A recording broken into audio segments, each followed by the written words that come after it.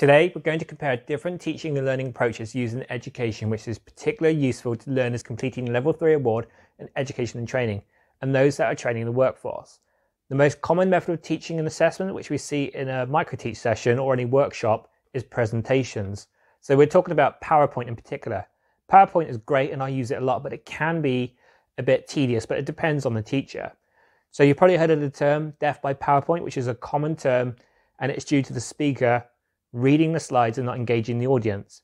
PowerPoint is a great way as it is a visual tool and can cater for different learning styles, but it depends on how it's put together and what features are in it.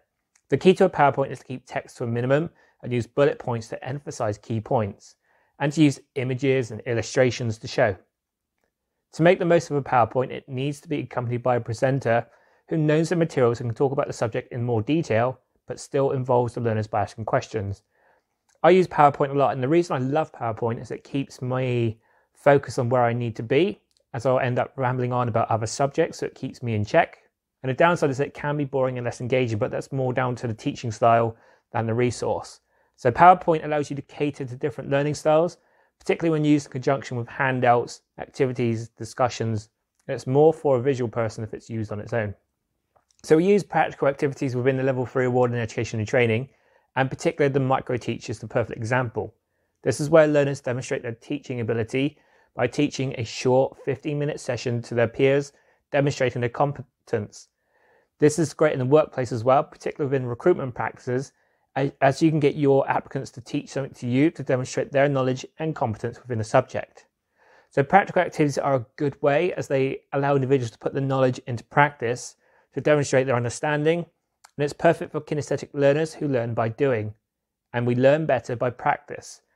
So it's a great learning aid to introduce. So growing up in sport, we all wanted to get out of the classroom and play the sports via practical activities, so it allows us to learn without really acknowledging it because we were having fun. And this motivates learners to actually come back and try harder, especially when you add a bit of competition. Again, to relate it to your audience. Discussions are always a part of any class within the Level 3 award in education and training. So that's whether you're in a classroom, virtual learning environment, or even self-study actually, and chatting through study groups.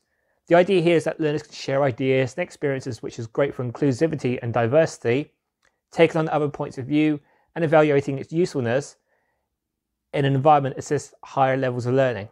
The discussions for me are the fun part, as I always get challenged by my learners, but it does come with limitations too.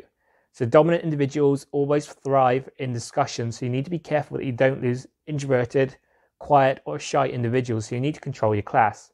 So you need to summarize the key points raised in the discussion, but it does help with the learner's confidence if they've come up with their own conclusions and how they'll apply it to their own work or lives.